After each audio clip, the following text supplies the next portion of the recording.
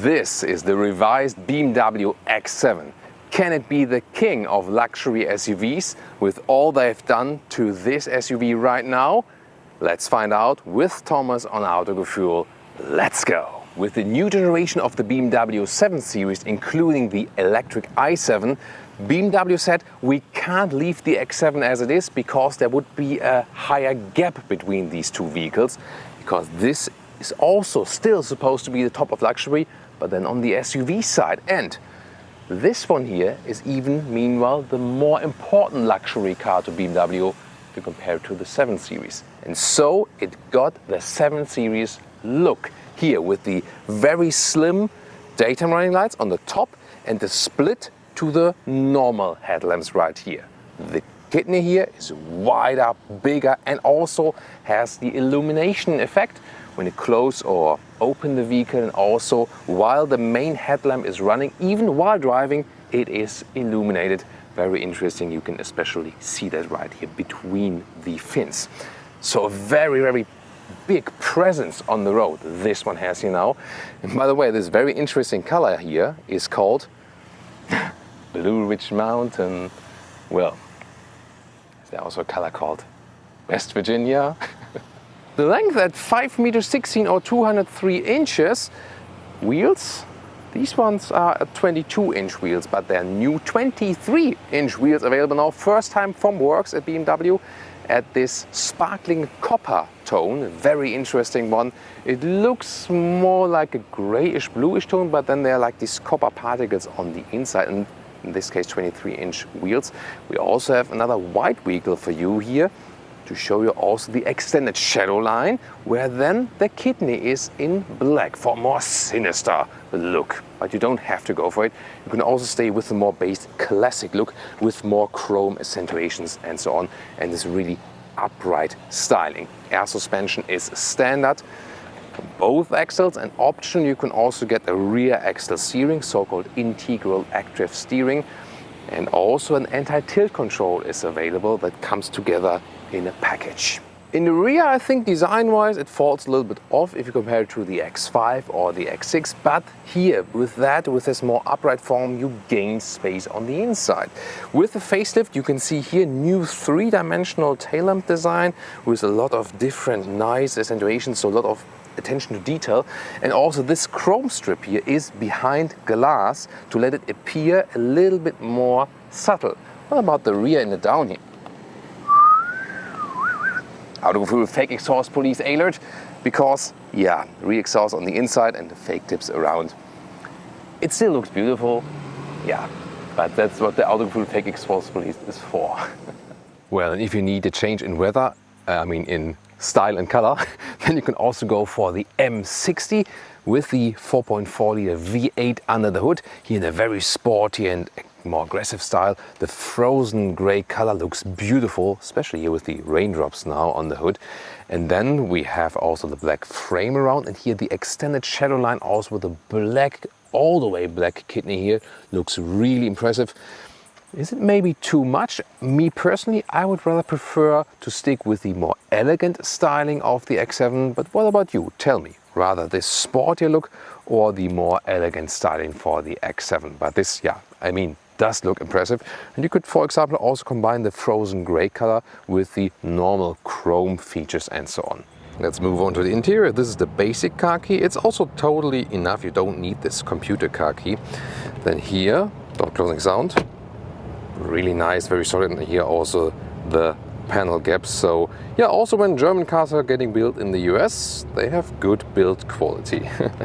And here at the inside of doors, everything wrapped tightly, and this is a very nice material mix here also with the dark wood, more classic style, Bowers & Wilkins optional sound system. This is the base steering wheel. There's also the M Sport available, but I do prefer this one. Look at that, this matte aluminum look at the buttons, and it also has a more symmetric form. I really like this one. And now, big interior news. Look at this. So the high-grade leatherette sensor tech has evolved into a new name called Sensor Fin. So for a more, let's say, finer look, and indeed it is finer as for the perforation and the structure. Look at that, especially here. and it is also softer from the surface, especially here in this area. Super soft and comfortable, and I can tell you, especially this area here in this 3 split is really good for your back. And the thing is really, when you look at this and also you feel that, and you know, also the transitions between the materials and so on, no single expert, even material expert, could really differentiate it just by looking and feeling it from the highest or most expensive animal skin leather option. This is way to go. It's a great step forward. It's the standard material for most markets. In the UK, you can get it in black, like it is here, and also in a more gray, brighter style. In the US, also in brown, dark brown, and a little lighter brown. So 4 colors for the US. And the real cool thing is here, these sensor fin perforated seats are also available here with seat cooling. Seat heating, of course, as well, heated steering wheel, but seat cooling here, that is really awesome. Seating position, upright, command driving, and these seats here are really extremely comfortable, and you can trust me, I'm not only saying it because, you know, they are more animal friendly and so on. I also said about the Audi A8, they don't have any alternatives, but the seat ergonomics are great there, for example. Here, they really have a comfort plus with it, and especially that area I've been showing to you here, this area at your back, because it somehow, you know, is really, really soft to your back, and I experienced it earlier while driving. This is really an example for that you actually feel more comfortable while sitting in the car than when you're outside. You know, that's really, really rarely happens, you know. So especially this lower back area here is extremely comfortable, one of the best seats I've been in so far. Headroom 189 or 6'2", plenty of left, although we have here the panoramic roof. And you can see here in the cockpit overview, this has changed. 12.3 inch on the left side, 14.9 inch on the right side, but it has this integrated curved screen that you also see in the all-new BMW models, here with dark wood, but also other stylings available. And here with the ambient lighting, you can even see it better in our studio episode because it was darker, really nicely done. And also while driving, I show how it adapts to the driving modes. And a little bit weird, I would say, how these vent controls here, they look interesting and somewhat stylish. You gotta get used to this closed, this open. I mean, why not? So what you can see over there is the visitor center with a museum in Spartanburg where these cars again built. And what you can see here is the head-up display with basic speed information. Or you can also change the contents here in the digital instruments, and then you can have different information in the head-up display, whatever you prefer. Digital instruments, you can change the layout. So this has the, this graphic view. You also know maybe from the BMW iX if you have seen our views from that. So you're a little bit flexible. Why not? Everything is clear to read. I rather prefer, let's say, more classics layout and not that futuristic. What about you? This is the main menu then here. You also have the visualization here of the vehicle itself in the very vehicle color. The OS 8, I did prefer OS 7. I always say that because here it's just too much, too much stuff, too much clutter around. Most of the time, however, you will also use the Apple CarPlay and Android Auto integration, and then it looks like this. And the fun thing is as well, when you want to have this map here, also on the left side on the instruments, it works if you go to the Apple Maps, and then actually you can also see it on the left side. Lower middle console here, different stylings are available. Here a more classic. Oh, wait a minute. Hey, we still have a manual volume knob. That's good to have. Didn't want to forget to mention that. So here's like this open cup holders. They can also be gotten here with this option here for heating and cooling. So that's cool. Yeah, that was obvious. Sorry, I had to go for it. And here inductive charging pad for your phone. And also here for USB-A charging. The shifting lever is now smaller in this crystalline structure. That leaves here a little bit uncluttered and you have more space to access this. However, I also like a real shifting stick, what about you? And this is also a way to control the infotainment system without touching it. Underneath the armrest, split way, USB-C charging, and by the way here, the panoramic roof, you have this huge shade, and then these dots inside here, they can be illuminated at night. That looks really amazing, and of course you can really open it, so you're really flexible with this panoramic roof here. Rear seating here first with a through bench, and I've put this seat in the front and the other side, the other 2/3 in the rear. There you can see you can adjust it. This is like all the way forward and this is all the way backward for more legroom, and then you can adjust that right here. Here, legroom, there's still enough left, yes, but for the size of the vehicle, not too much. Headroom in the rear, also no problem at all, and great view to the panoramic roof. It's very comfortable here. There is also the option of the captain's seats. That is then a single seat setup, one here in the rear. That is, in a way you sit even more upright. It's cool, also very interesting for kids, for example. Then of course together with child seats, or maybe for like luxury transport. So maybe you have a luxury hotel and you want to get your passengers from the airport or something like that. That works. And then they're more like the front seats. The only catch then is this completely folding flat does not work anymore. If you want to have access to the third seating row, you use this button here. So you have to hold a little bit, and the front seat goes forward. There we go. And then you can see it goes forward, but then it also really gets out of the angles right there. That's very interesting. And then you can here access the third seating row. And what I've done here now is I put this seat here in a way forward that I can still sit on the second seating row closely. And then my knees do fit behind the seat, but barely, but it does work somewhat for 7-door adults, even though it gets very close here in the rear. They thought about adding ISOFIX here also to the back seats. And you also have some luxury features here in the rear, for example, your own panoramic roof. You have your own seat heating. Here once again that chrome behind the glass, and the trunk area, it's split here, that you also have this picnic function. That's always a very nice and cool thing to do. This here is the small cover for the very rear part. Suitcase and backpack fits behind it, and then you have a max passenger or a max luggage button. And that's really interesting actually. Here 1 meter or 40 inches easily in width, by the way. You can see here it folds like this, the first one, and then also the second row does fold.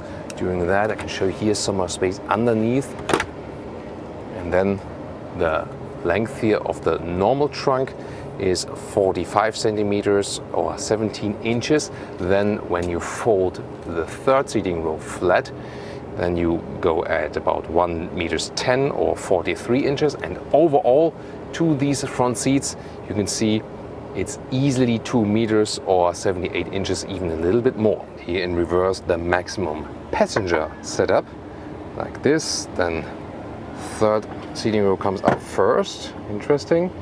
And here we go, front seats go a little bit more forward, and then the second seating row comes up like this. Yeah, a lot of magic happening here. Takes a while, but of course very convenient then. And the interior here in our secondary vehicle, look at that. Same seat form and ergonomics, also the high-grade sensor fin leatherette. Here then in this brighter style, used to be called like oyster tone or so. This looks really amazing, brings so much more light to the interior. And they also have improved the resistance to stains. So it used to be a huge problems in the past, also with animal skin leather, that especially the bright ones would get like, blue from jeans or something. This has also been improved now. Of course, if you intend to spill a lot, then with the black it's of course a little bit better. But here, I would always go for that one and just try to take a lot of care to these bright seats then. But that looks really amazing, doesn't it?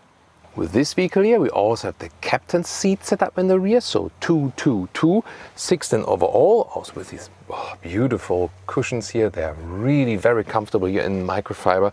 And the thing is, It just feels a little bit more fun than here in the rear. Also with these, with the armrest, you can slide forward than here.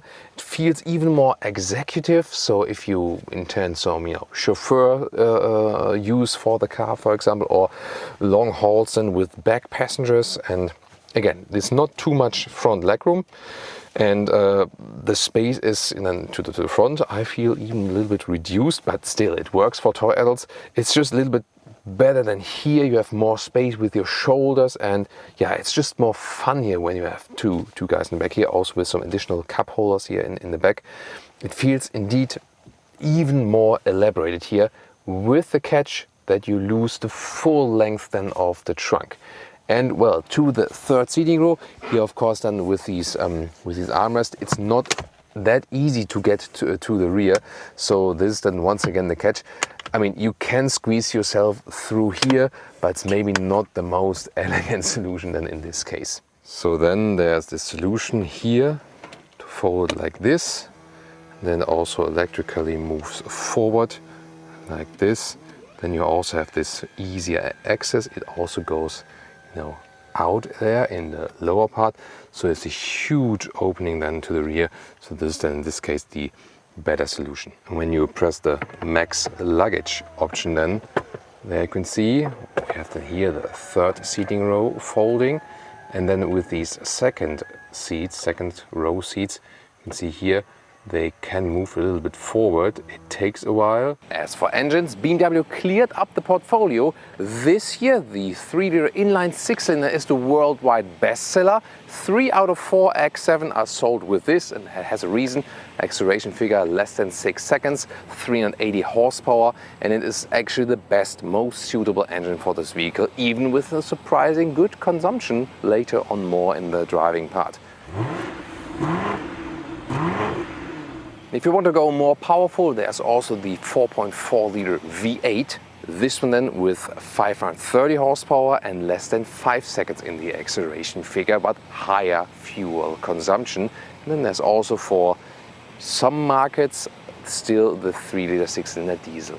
Welcome to Thomas's Driving Lounge, BMW X7 40i. Acceleration, let's go. That's 0 to 40 miles per hour, and that went pretty quick indeed. So nice performance. That's great sound here from the inline 6-cylinder. It does have a better sound here in the US because here you do not have to use the particle filter for petrol engines. Is that a good thing? Well, I mean, it has better consumption then, that's more efficient.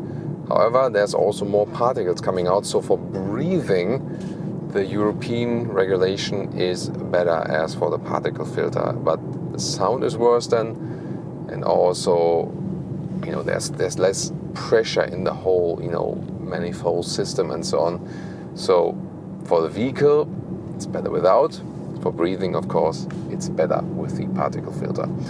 Also, this is a BMW, and that's why we're starting with winding corners, because even in the luxury or big SUV segment, BMW is always stressing the sportiness and the fun of the vehicles, and this is indeed true. So we have a very natural steering feeling. The air suspension is also a little bit stiffer than in the sport mode, and it's a lot of fun to take these winding corners. However, here in the US we always have lower speed limits than we have in Europe, for example, so that's also having a big effect on the consumption. I'm soon going to talk about that. Let's first focus here on these winding corners. The car is not leaning at all to the side, especially in the sport mode. A lot of fun. And also in the sport mode, it gets some more aggressiveness to it. Let's take it that way. Here, I'm not sure if you can see that on the cameras. We have this illumination also in these side speakers here from the Bowers & Wilkins sound system. Beautifully done. Also in the sport mode here, red illumination. And see here in the comfort mode, it switches back then to the color I picked before. Eco Pro mode also has different color, and you see here how the animation goes there. That is a very nice new emotional feature, this additional ambient lighting we have right there, really cool. And you rather stick in the comfort mode with this vehicle because it's still fun to drive, and is one of the rare cases indeed where you have a big vehicle and it still has this agile driving fun. What is really astonishing, of course, more winding corners here and there, but when I drove more straight and some highway and also city driving, the consumption here, when you're sticking it with a rather calm driving style, is astonishingly low. So I mean, that has no particle filter here, that's better for consumption. Then lower speeds here, more constant speeds, that's good. So in the US, I always consume less fuel than I would be driving in Europe. And they now also have the 48 volt board system, which is not the game changer as for consumption, but helps a little bit. And so I could score some 30 mpg here. It's like, what? Really? For this vehicle with the 3-liter 6-cylinder? That's at 8 liters in 100 kilometers, or even 35 mpg UK, so 30 mpg US. Most of the time, when you have also some mixed consumption and so on, even 24 mpg US is a realistic figure. That's like 28 mpg UK, or like 10 liters on 100 kilometers for European roads. That's still decent, If you go for the 8-cylinder, then you have to calculate with about 2 to 3 liters more on 1 kilometers or on 60 miles, and you'll end up probably even less than 20 mpg. So there's a huge consumption difference then between the 6-cylinder and the 8-cylinder, and once again stresses more, both from the agile feeling, from the weight feeling, and also from the consumption figures. The 6-cylinder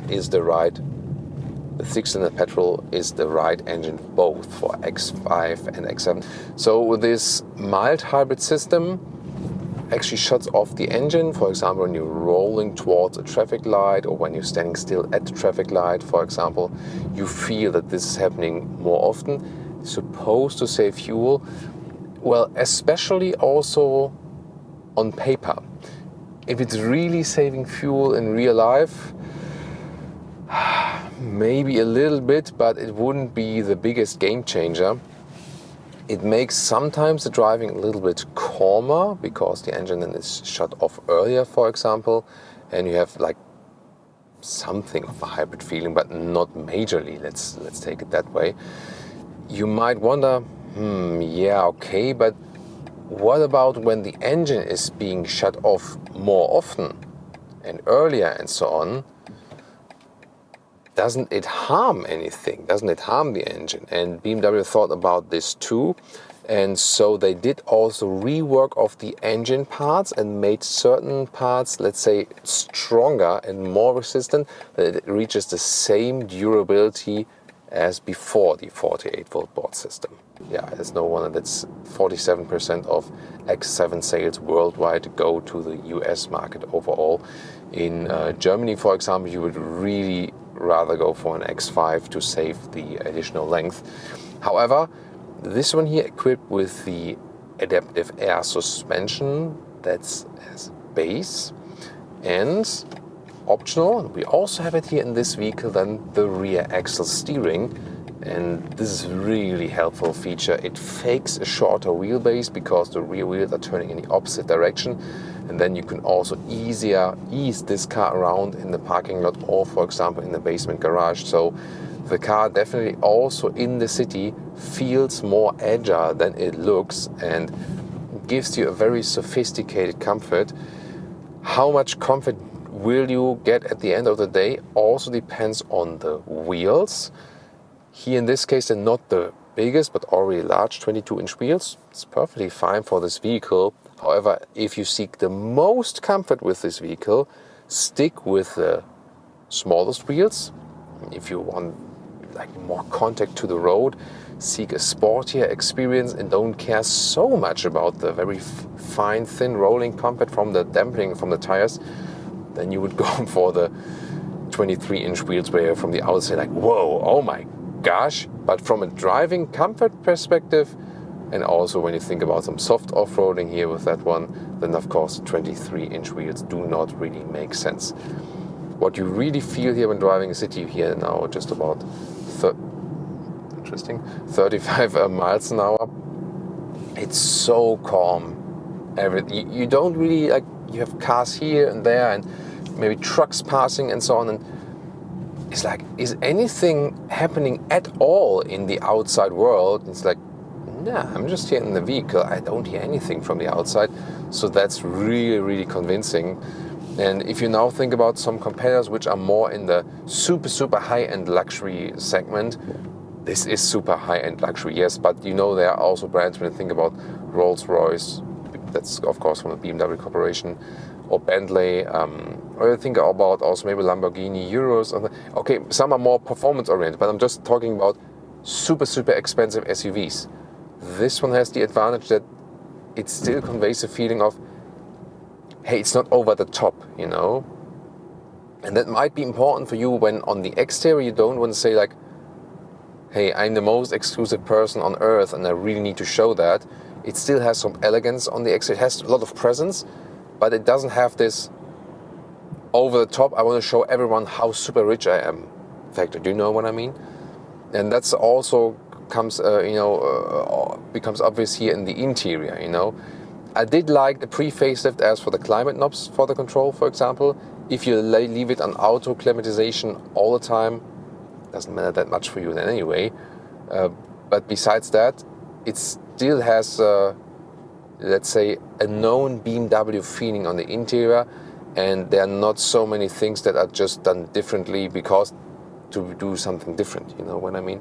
And that's what happens sometimes with the super exclusive luxury brands, that you have things more complicated and just because to make it more unique, but not necessarily better. That's what I also like here about the X7. Switching to the V8 sport mode, let's do some acceleration, 0 to 55 miles an hour, and let's go. Plop, that's it. Whoa. Whew. That is 0 to 85 kilometers an hour. Really powerful, and of course, even better sound. Yeah, that V8 sound is really something. Once again, it's like when I get off the throttle, pop, pop, pop, pop, pop, from that exhaust, that's really, deactivate spoken instructions. There we go. Wow, that feels great. At the end of the day, it's just 1 second less in the acceleration figure than with the 6-cylinder. So of course you have to think about if that's worth it. Well, price-wise, of course not. There's a hefty extra price here for the M60i. It does give you some sporty extra feeling. The main difference is really sound and of course that a little bit more boost, especially when you're in a sports mode. So when you are here in that sports mode, you know, I picked, then you feel the real difference. And you're like, this is like almost a different vehicle, you know? And you have that extra punch, that more acceleration and that sound. However, if you are in the comfort mode and just rolling, we also had now comparable 22-inch wheels. We had the same rear axle steering with the anti-tilt control, which is standard here for the M60i, optional for the other ones. Here then in the normal comfort mode, you might think like, well, is there any difference or something? Does it really make sense? So as long as you're rather driving calm, rolling and stuff, and comfort mode, then you would say like, I have no idea what that V8 is for actually. But as soon as you apply the sports mode, it becomes a machine indeed, and you've just experienced that. Other than that, we have the M Sport steering wheel here, which is also okay, of course, but I somehow prefer the base steering wheel. That's maybe just a very subjective thing. I just get along with it better. This one here is a little bit thicker, and the other one just pleases me more. I also like the matte aluminum buttons here. Prefer them over the black buttons here, for example. We also have the same sensor fin seats in here. You could also get these M Super Sport seats for them. They are only available with animal skin, and they are also in a way sportier style. I don't really think that would fit to an X7 because the comfort is still the focus. Both vehicles, these inline 6 and V8, they obviously both moved down in consumption with this rework, so that's really astonishing. So yeah, I mean, I wouldn't have expected, you know, when we talk about these facelifts, always like, new headlamps and new colors in here. But really, the seats are way more sustainable. The car is more efficient now. So rarely seen that facelifts indeed improve sustainability and efficiency. That is, I wouldn't have thought of that before. So that is really, really good and surprising finding here for you today, definitely. So but the overall experience is then in most driving situations kind of similar. Once again, good job from the air suspension. The small bumps are even out, and also the waves you feel. The air suspension is not set in a tone where you have like this flying carpet feeling like you have with, for example, Mercedes GLE and Mercedes GLS. The GLS then the direct comparator to the X7. So in the normal Mercedes models, they have set the air suspension in a softer note, which I also find quite nice. And also the Range Rover, for example, we also have a review of that. That one has also very, very soft air suspension. Here, they rather focused keep the air suspension in a sporty note. Not that it would become uncomfortable, but definitely Audi and BMW also in their luxury SUVs try to keep up the sportiness and the fun a little bit more. And that's always then a question of what you want. But I think here the compromise between comfort and sportiness is really, really good. This vehicle here, this huge SUV, indeed gives you both. And well, the most things, of course, exterior and interior with the facelift changes, driving experience, definitely with a better fuel economy, and also that the seat, especially the back part, is more comfortable. That also has an effect on the driving experience. Other than that, the question is, of course, about the infotainment system while driving. But I get used to it now a little bit. Still, when I have some ideas like, I want to do this and that now while driving, then I'm still faster with the old infotainment system. But very interesting, once again, to compare these engine versions both in one review. You should definitely check out our recent Range Rover review, one of the competitors of this one here. Or if you want to go BMW, SUV and electric, there is the BMW iX, recently also tested as the comparable here M60.